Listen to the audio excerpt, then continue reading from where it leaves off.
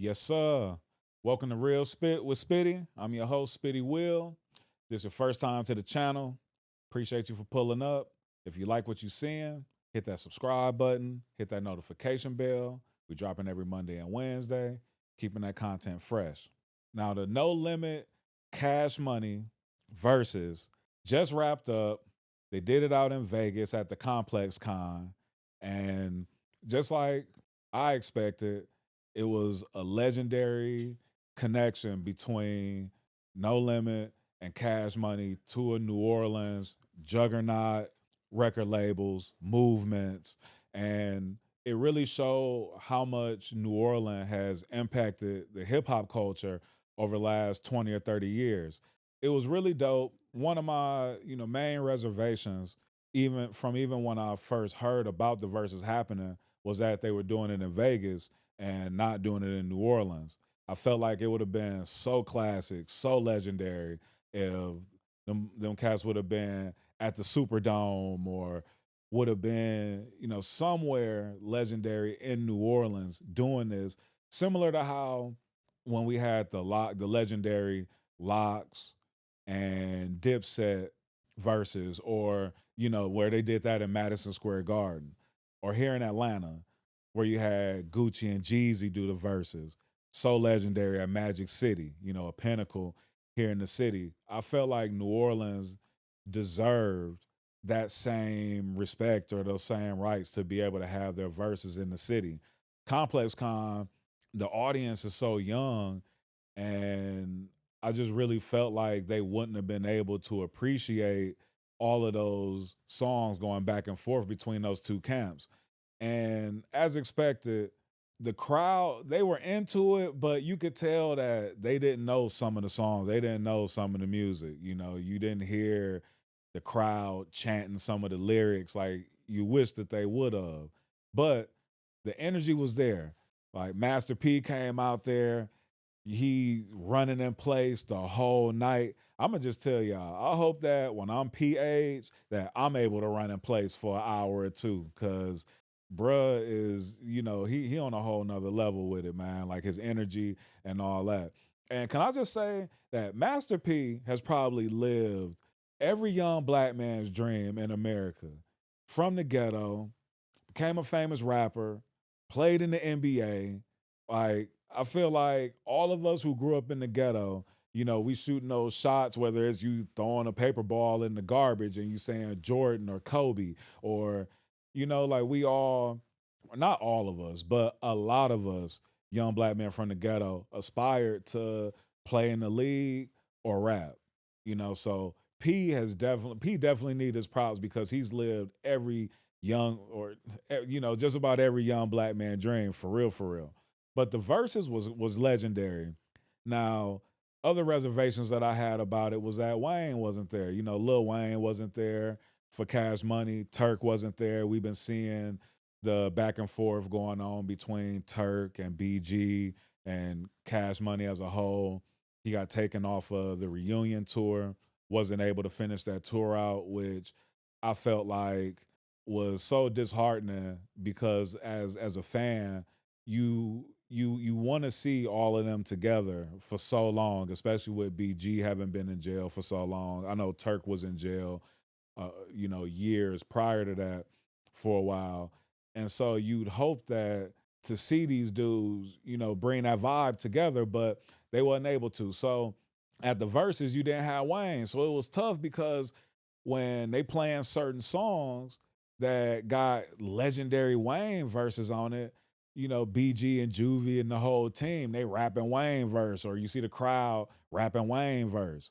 But then, and then also when Cash Money, when the Hot Boys did Hot Girl, and Turk got the most legendary verse on that song, the last verse, he wasn't there to do his verse. And then him and Lil Wayne go back and forth like towards the end of his verse on there. It's like just that chemistry was missed so much. Now, my prediction before the verses was that No Limit was gonna win the verses, because I just feel like No Limit was so deep in terms of they camp. They had so like such a variety of artists. Cash Money is just Baby, Manny Fresh, and then you got Juvie, Turk, Wayne, BG. And then Cash Money barely did features either. So Bun B was featured on a couple of songs, and then 3 6 Mafia featured on the song on the song. You got the Hypnotized Cash Money joint. But other than that, Cash Money really didn't have many features. I mean, what Jay-Z featured on the High remix from Juvenile, but besides that, Cash Money didn't really have too many features, so there wasn't really room for us to expect any guest appearances from them. As to where on the No Limit side of things, No Limit, they camp was so deep from you got Master P, Silk, Mystical, who was locked up, so he wasn't able to be there. C Murder, also who's locked up, wasn't able to be there. But then you got Fiend, Mia X. You had Moby Dick who was singing. You got Young Bleed, from Baton Rouge, giving them that vibe, giving them that flavor. You got so many different art. You got Mac, who they call the Southern Nas. So you got so many different artists on No Limit that I just felt like they team is too deep. They got too many legendary songs, but both sides got legendary songs. So you just can't deny either one of them. But I feel like No Limit won the verses. They won the battle. It was like every time Cash Money came with something, and you like, damn, what No Limit gonna come with? And then No Limit came right behind them with a joint that made you remember, like, oh man, like, damn, No Limit did have a crazy run. Like P had a crazy run, and how many of us back when the No Limit albums was coming out, how many of us would buy the album and then go into the credits, look for the songs that Mystical was on, and then as soon as you seen those, went right to the tape, went right to the CD, went right to that song, and that was my normal thing that I did every single time one of the No Limit projects came out. I look at the features, see where Mystical was featured. That would be the first song I would play on the album, or songs if it was multiple. Then I'd go start the project from the beginning and then play it all the way through. But it was legendary. P and them killed it. I hated to see Mercedes in the comments and doing her videos, talking about how she felt like she was mistreated. Mac came out and explained that she wasn't contracted to perform there, but the Mercedes song with Mac, Can Tell, that's one of the most legendary No Limit songs too. So when they played that, I was hyped to hear that because that was a song that, I really rock with. And it was crazy how they even played that because on the Cash Money side, they played Slow Motion. And so then you thinking, damn, like, do No Limit got any slower songs like for the females and that, where you can vibe to? And then they went right to Can't Tell. And it's like, damn, for everything that Cash Money was throwing at them, No Limit was proving that they had, something to compete with. They had something for them. So it was crazy, man. It was a really dope verses. And then to have Snoop come out and do his verse for Down for My Niggas, the C Murder song, that was crazy. That was a dope surprise to see Snoop there. But I feel like Snoop had to be there because the run that Snoop had, those 3 albums that Snoop had on No Limit was so legendary. Now, what they didn't pull out the trick bag and what would have been like the automatic win was if Snoop would have did Lay Low. That's one of the most legendary songs that came out on No Limit with Snoop. What is it? Snoop, Nate Dogg. I think is Master. I think P on that song. The East Siders is on that song. Like Laylo, like that song go crazy, So and then Snoop also got that symphony song from the No Limit Top Dog album that had C Murder, Mia X, some of everybody on there. And speaking of Mia, the biggest Mama Mia, let's talk about how she stood out at the verses and she showed up and showed out. And it was so dope because I know over the years she had expressed having, issues with P, and I guess they were, and I'm thankful they were able to put their differences to the side, and they've made up, and they cool, they on good terms. But Mia X came out there and killed it, and just proved how dope of an MC she was. Not just a dope female MC, but just a dope MC, period. And she really showed out. Like I honestly feel like Mia X was like the star of the show for real, because she killed it on every song she came out to.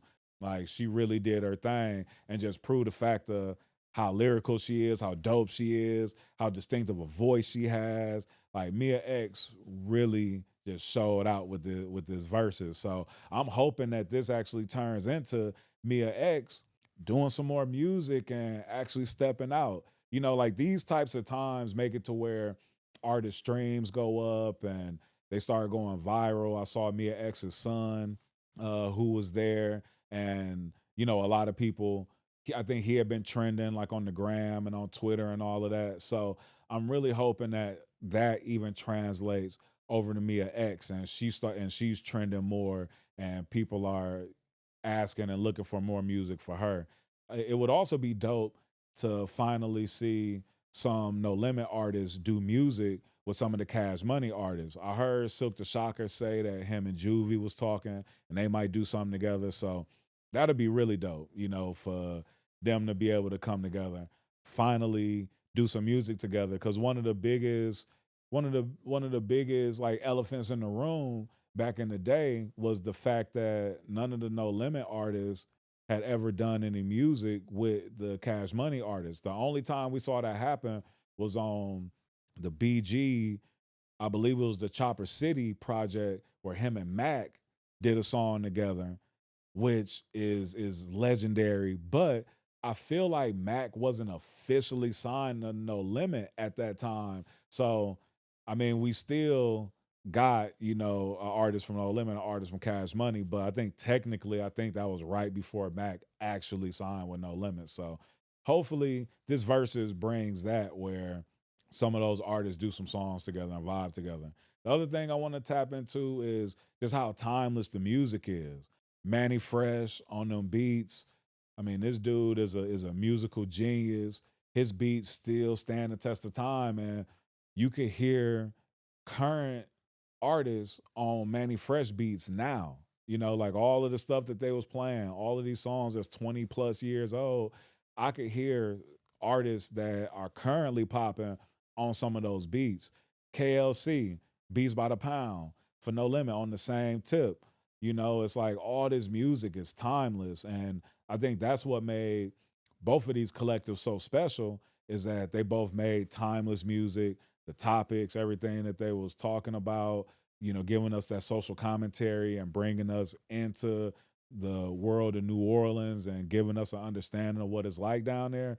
Like both camps did a good job in their own ways. But again, if I got to give my consensus and say who I felt won, I feel like No Limit won. They killed it. I'm almost say by a landslide. And the reason why I say that is because Wayne and Turk wasn't there to represent for Cash Money, and not having some of your star players. It's like in the NBA or in the NFL, you get to the playoffs and your star player not there. A lot of times, when that star player get injured, that's when we see a team go down and not get the chip. And I feel like Versus was that same way, where Cash Money was missing two of their star players, and they came to play. They played a good game. It was a good series, but I feel like No Limit came out on top and got that chip for the Versus and for New Orleans. Now, will we ever see these two camps connect together again like this? I don't think so. My wishful thinking, I wish that they woulda, coulda, shoulda done a versus in New Orleans, but hey, we got a legendary versus, and it was also dope to see P and Baby shake hands with each other, because that was the moment that I was waiting for. That was the moment, because there's always been rumors that those two dudes had beef for whatever reason. So to see those two men able to stand on the same stage, shake hands, show each other love, that was one of the dopest members of the Versus to me. And that shows that even if you do, which I don't think they had beef, but maybe, there was like that, just that competition, this is my team, this is my team. So no, we don't have to come together. We can both coexist. But to see those two successful black men able to stand on that stage together and shake hands and respect one another, that was one of the dopest examples that I think a lot of us need to see and need to, look at that example as something positive and look at that as a way that we can even move in our lives, with people that might be competition or allies or whatever. And that's that. It's your boy Spit signing out. Yes, sir.